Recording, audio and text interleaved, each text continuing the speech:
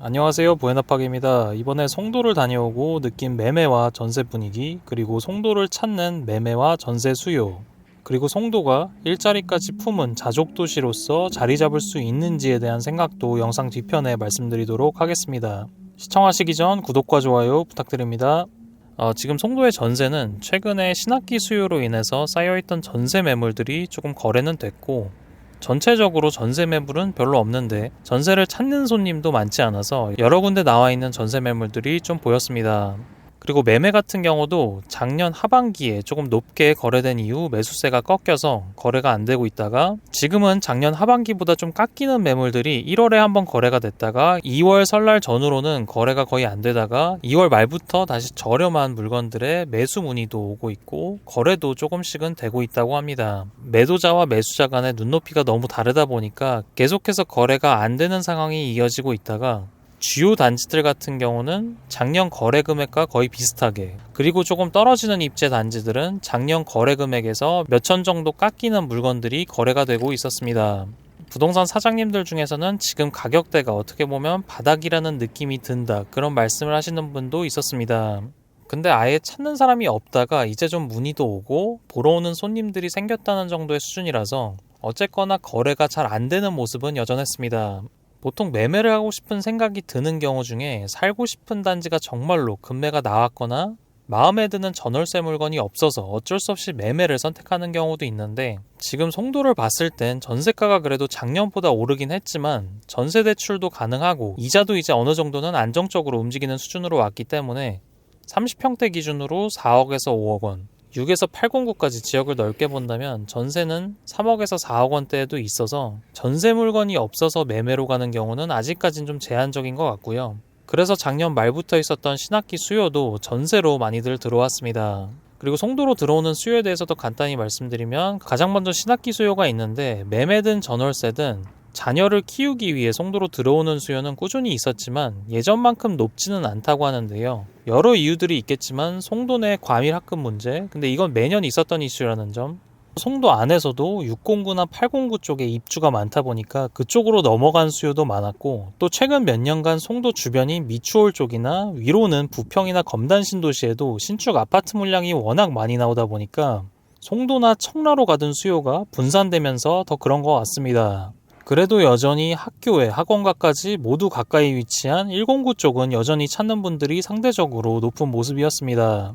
자녀를 키우는 가족 단위 외에도 신혼부부들도 들어오고, 또 주변 인천 구축에서 신축으로 넘어오고 싶은 수요, 그리고 직장으로 인해서 송도를 찾는 수요, 그리고 송도의 미래에 대한 기대감으로 들어오시는 분들도 있는데, 이런 수요가 있음에도 불구하고 지금 부동산 시장에서 매매든 전세든 거래가 잘 안 되니까 갈아타기도 쉽지 않다 보니 이동하는 수요가 제한적인 것 같습니다. 하지만 이렇게 들어오는 수요가 있어도 앞에서 잠깐 말씀드린 것처럼 신학기 때 전세로 들어오는 경우도 많은 것처럼, 일자리도 그렇고 신혼부부분들도 그렇고 이제 이런 분들은 사실 전세를 택하냐 매매를 택하냐, 이거는 선택사항이기 때문에 매매가가 비싸다고 느껴지면 당연히 전세 수요로 옮겨질 수 있다 보니까 이게 들어오는 수요에 따라서 매매가가 변동된다, 이거는 연관짓기 좀 애매한 것 같습니다.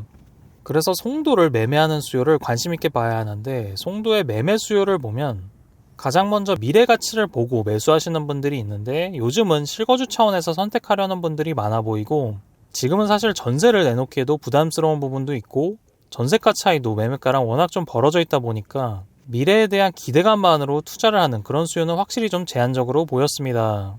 근데 전세가와 매매가 차이가 큰 건 원래부터 송도의 특징이기도 합니다. 사실 송도에 호재가 워낙 많기 때문에 이제 그런 거에 대한 기대감이 이미 가격에 반영되어 있는 것 같고요. 가끔씩 이 가격까지 싶은 가격대에도 거래가 일어나는 경우도 많고, 그리고 바다뷰라든지 아니면 센트럴파크뷰, 호수공원뷰 같은 여러 특수성이 있는 도시다 보니까 더더욱 가격이 다양하게 거래되는 경우도 많은 것 같습니다. 그리고 송도가 워낙 인프라가 잘 조성되어 있다 보니까 가족 단위로 오래 살 생각으로 매수하시는 분들도 있습니다. 그리고 이제 송도가 11공구의 첫 분양을 앞두고 있는데, 앞으로 입주할 곳들이 다 외곽들이라서 인프라가 몰려있는 중심지엔 아파트가 들어설 곳이 거의 없기 때문에 좋은 입지를 미리 선점하기 위해 매수하시는 분들이 될 것 같습니다. 그런 점에서 봤을 때 매매가의 절반값에도 전세를 들어갈 수 있음에도 불구하고 현재 가격대 수준에서도 매수하는 수요는 있는 것 같고요. 그리고 송도가 앞으로 더 많은 사람들이 찾는 곳이 될지는 양질의 일자리를 얼마나 더 유치하냐에 달려있다고 생각이 드는데요.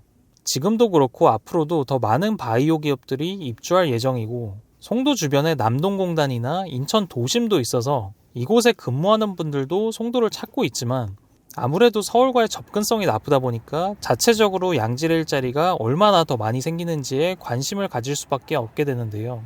바이오 단지 같은 경우 지금 셀트리온, 삼성, SK이어서 롯데까지도 들어설 예정이라서 국내 대표 바이오 클러스터로 자리매김을 했지만, 다른 한편으론 지금 산업단지들부터 대학들도 왜 이렇게 낮게 지었지라는 생각이 들 정도로 이 한정된 부지에 너무 저밀로 개발돼서 그런지 확장성 면에선 좀 아쉬운 것 같습니다. 아시다시피 송도국제도시는 이제 11공구로 마무리되는데, 여기도 바이오 클러스터로 확대하기 위해 산업시설 용지도 확대했는데, 이미 삼성바이오로직스가 제2캠퍼스를 조성하기로 했고, 롯데바이오로직스도 20만 평을 계약해서 남은 산업시설 용지도 얼마 없다고 합니다.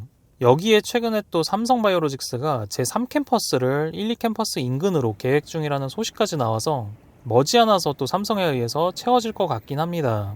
다만 송도의 터를 잡으려면 외국인 지분을 최소 10% 이상 유치해야 하는데, 과거엔 삼성바이오로직스가 미국 바이오 회사 지분이 10% 이상이어서 송도로 자리 잡을 수 있었지만, 지금은 지분 상황이 바뀌면서 송도에 추가 부지를 마련하기에 쉽지 않은 상황이라고 합니다. 앞으로 기업들을 유치할 땅이 별로 없다 보니까 인천경제청에서도 송도 유원지 주변을 경제자유구역으로 추가 지정하는 방안도 검토되고 있다고 하는데, 그동안 기존 부지들을 좀 더 효율적으로 쓰면 어땠을까 하는 생각도 들지만, 어쨌거나 이건 이거대로 잘 해결됐으면 좋겠습니다.